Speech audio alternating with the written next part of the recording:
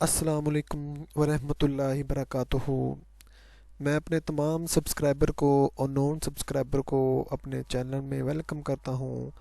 और आज मैं बिज़नेस फिनांस ACC501 का लेसन नंबर 1 लेके आया हूँ, लेक्चर नंबर 1 लेके आया हूँ और इसका टॉपिक है बिज़नेस फिनांस। तो आज हम इस चैप्टर में ये पढ़ेंगे कि आप इसमें मेन टॉपिक क्या क्या पढ़ने हैं। हमने इस लेसन में हम आज ये पढ़ेंगे कि इस लेसन में, इस बुक्स में हमने टॉपिक कौन कौन से कवर करने हैं, उसको थोड़ी डिटेल में बताऊंगा। लेकिन इसके आगे एक एक अलग-अलग इनका अलग अलग एक चैप्टर है, उनको पूरे डिटेल के साथ हम पढ़ेंगे। ठीक है, तो तो ये हमारा essential of the corporate finance by Ross, ये बुक्स हैं आपकी टेक्स्ट बुक हैं। आप इस राइटर की सारी बुक्स ले, बाय रोज की, वेस्टरफील्ड की, मतलब जॉर्डन ये राइटर हैं। रेफरेंस जो बुक है इसके लॉरेंस हैं। ठीक है, तो इसकी आप बुक्स आप खरीद सकते हैं। इस बुक को आप अगर स्टडी और करना चाहते हैं, अगर डिटेल के साथ इसको स्टडी करना चाहते हैं। कोर्स कंटेंट्स के हैं, overview of the financial environment के, फाइनेंशियल एनवायरनमेंट क्या है इनका, ये पढ़ना है हमने। उसके बाद फाइनेंशियल स्टेटमेंट के ऊपर पढ़ना है, टैक्सेस के लिए पढ़ना है और कैश फ्लोज के मतलब पढ़ना है। अच्छा, बिजनेस फाइनेंस में ये होता है कि आपने फाइनेंस को किस तरह इन्वेस्टमेंट करना है, अपनी इन्वेस्टमेंट को कितना प्रॉपर्ली आपने लेके जाना, कहाँ इन्वेस्टमेंट कहाँ नहीं करना। तो फाइनेंशियल स्टेटमेंट हैं, टैक्सेस हैं और कैश फ्लोज हैं। टाइम वैल्यू ऑफ मनी है, टाइम वैल्यू ऑफ मनी बता देता है कि आपकी वर्थ क्या है इस टाइम, आपकी प्रेजेंट वर्थ क्या है इसकी। डिस्काउंटिंग कैश फ्लो वैल्यूएशन है, आपके डिस्काउंट फैक्टर लगाए जाते हैं कैश फ्लो के ऊपर उसकी प्रेजेंट वैल्यू निकालने के लिए। तो ये आगे बड़े डिटेल के साथ समझाऊंगा आपको, बस इधर आप देखिएगा कौन कौन से चैप्टर हमें पढ़ने हैं। वैल्यूएशन स्टॉक एंड बॉन्ड्स हैं, स्टॉक एंड बॉन्ड्स की वैल्यूएशन पढ़नी है। Stock is means that share की सेंस पे होता है, तो वैल्यूएशन शेयर एंड बॉन्ड्स की तरफ देखना है हमने। नेट प्रेजेंट वैल्यू का मतलब होता है कि आज की कीमत क्या है एक कंपनी की, आज की रेपो क्या जा रही है। एंड अदर इन्वेस्टमेंट क्राइटेरिया, और अदर इन्वेस्टमेंट क्राइटेरिया देखना कि अगर आपने इन्वेस्टमेंट करनी है तो वो कौन सी अदर थिंग्स हैं जो आपने अपने माइंड में रखनी है। ठीक है, कैपिटल इन्वेस्टमेंट डिसीजन मेकिंग है, इन्वेस्टमेंट डिसीजन है। आपकी जो कैपिटल है, आपका कैपिटल जो इन्वेस्टमेंट है उसके ऊपर आपने डिसीजन कैसे लेना है, कहाँ इन्वेस्ट करना है, किस तरह करना है आपने। रिस्क एंड रिटर्न है, आपने कहाँ इन्वेस्टमेंट करना चाह रहे हैं, उधर कितना रिस्क है और रिटर्न कितना है, इसके मुताबिक पूरा पढ़ेंगे। कास्ट ऑफ कैपिटल पढ़ेंगे। कास्ट ऑफ कैपिटल का मतलब है ये जो डिस्काउंटिंग फैक्टर हम यूज़ करते हैं कैश फ्लो के ऊपर, ये इसको डिस्काउंटिंग फैक्टर कैश कैपिटल कहते हैं। तो cash of capital discounting cash flow को निकालने के लिए हेल्पफुल होता है, लेकिन इसको निकालने का तरीका है डेट का, शेयर का, तो ये हम डिटेल के साथ पढ़ेंगे हम।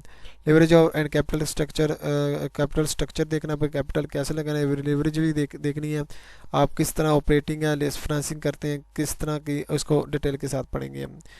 राइजिंग कैपिटल को कैसे राइज किया जाता है, कैसे इंक्रीज़ किया जाता है, ये हमने पढ़ना है। वर्किंग कैपिटल मैनेजमेंट है, कैपिटल की वर्किंग मैनेजमेंट किस तरह किए जाते हैं। ठीक है, उसको मेजरमेंट कैसे किया जाता है, उसकी परफॉर्मेंस को कैसे देखा जा सकता है।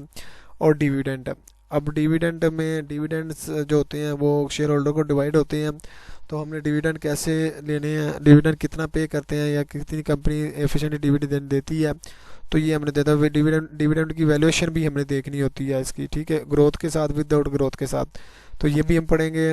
आगे फाइनेंस है, क्विक लुक है, फोर बेसिक एरिया होते हैं फाइनेंस के।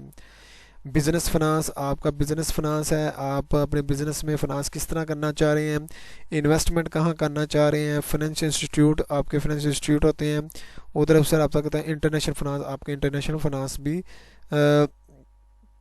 वो है। ठीक है, इंटरनेशनल फाइनेंस तरीके से भी आप फाइनेंसिंग कर सकते हो। ठीक है, आगे देखो, business finance addressing the following 3 questions. What long term investment should be firm engage in, मतलब एक आप लॉन्ग टर्म इन्वेस्टमेंट करना चाह रहे हैं, क्या फर्म उसके ऊपर एंगेज करती है कि नहीं, करनी चाहिए कि नहीं करती है या नहीं। मतलब ये भी देख सकते हैं कि कहाँ करनी चाहिए हमें इन्वेस्टमेंट, लॉन्ग टर्म इन्वेस्टमेंट किस तरह एंगेज करनी चाहिए हमने। ठीक है, पता होना चाहिए कि हम जहाँ लॉन्ग टर्म इन्वेस्टमेंट करना चाहते हैं उसका सिनेरियो का पता होना चाहिए, उसकी कंपनी के बारे में पता होना चाहिए, उसकी प्रेजेंट वैल्यू का पता होता है, उसकी कैश फ्लो का पता होना चाहिए, नेट प्रॉफिट का पता होना चाहिए उसके। How can the firm raise the money from the require investment, कि एक इन्वेस्टमेंट अपने जो इन्वेस्टमेंट उसको रिक्वायर है तो अपनी फर्म को किस तरह वो कंपनी को मनी रेज करके दे सकती है। ठीक है, तो ये हम डिटेल के साथ पढ़ेंगे। आगे है हो much short term cash flow does a company need a पे टू द इट्स बिल। मतलब का एक शॉर्ट टर्म कैश फ्लो जो हमारे करंट एसेट के तौर पर आ जाते हैं, एक कंपनी अपने बिल्स को, अपनी लाइबिलिटी को कैसा पूरा कर सकती है, किस तरह पूरा कर सकती है मतलब शॉर्ट टर्म कैश फ्लो के जरिए। ठीक है, आगे है इन्वेस्टमेंट है deal with financial asset such as stock and bonds. अच्छा, फाइनेंशियल एसेट के साथ वो स्टॉक एंड बॉन्ड्स के साथ किस तरह डील करते हैं ये देखना। ये जो मैं बता रहा हूँ ना, ये आगे हमने बड़े डिटेल के साथ पढ़ने हैं। तो ये मैं जस्ट आपको बता रहा हूँ कि इसमें थोड़ा थोड़ा इंट्रोडक्शन भी दे रहा हूँ, तो आपने ये देखना कि इसमें पढ़ना क्या हमने। ठीक है, आगे हम डिटेल के साथ पढ़ेंगे। Its cover the following issues pricing capital assets financial asset sorry pricing financial asset के अपने फाइनेंशियल एसेट है उसकी प्राइसिंग के मुताबिक ना है।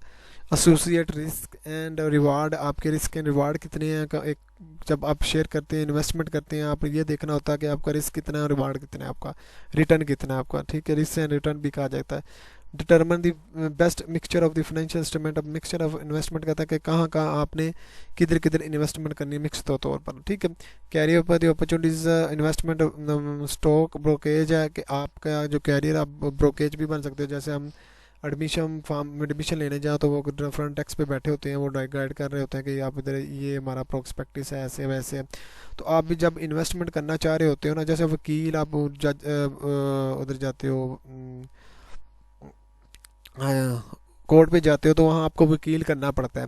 वकील को सारा पता होता है किस कोर्स से के क्या ला है किस तरह नहीं है, तो वो आपको वकील करना पड़ता है। ऐसे ही एक जब स्टॉक मार्केट में जाते हैं तो स्टॉक ब्रोकेज बैठा होता है, वो आपको बताता है कि आपने इन्वेस्टमेंट कहाँ करनी है कहाँ नहीं करनी है, वो आपको सारा कुछ बताता है।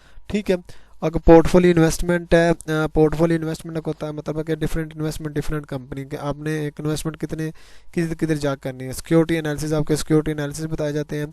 फाइनेंशियल इंस्टीट्यूट क्या होते हैं, financial institute business will dealing with financial matters, जो बिजनेस डील करता है फाइनेंशियल मैटर्स को। आप फाइनेंशियल मैटर आपकी इन्वेस्टमेंट भी हो सकती है, आप शेयर की भी से में कहते हैं बॉन्ड की सूरत में कर सकते हो, तो सारा देख सकते हैं। तो इसमें कौन से होते हैं, बैंक इंश्योरेंस कंपनी आपकी होती हैं जो फाइनेंशियल इंस्टीट्यूट में हैंडल करती हैं। आगे है इंटरनेशनल फाइनेंसिंग, इंटरनेशनल फाइनेंसिंग में होता है cover international except of the corporate finance, उसमें कवर किया जाता है इंटरनेशनल कॉर्पोरेट फाइनेंस के ऊपर इन्वेस्टमेंट किया फाइनेंशियल इंस्टीट्यूशन में। तो ये वो चीज़ें हैं जो हमने इसके बारे में पढ़ना है। ठीक है, आज का पहला लेक्चर इसमें कुछ भी नहीं, इसमें बस ये याद रखना है कि आपका पूछ सकता है फाइनेंशियल इंस्टीट्यूट कौन से डील होते हैं, बैंक का इंश्योरेंस, कभी कभी एक दो एमसीक्यू आ जाता है, लेकिन आपको ये इतना ज़्यादा पूछता नहीं है इसमें। इसको आगे हमने इसके डिटेल में पढ़ने, इस चैप्टर को डिटेल से जो पढ़ने से आपको पता लगा कि इसके एमसीक्यूज कितने किधर किधर से आ सकते हैं।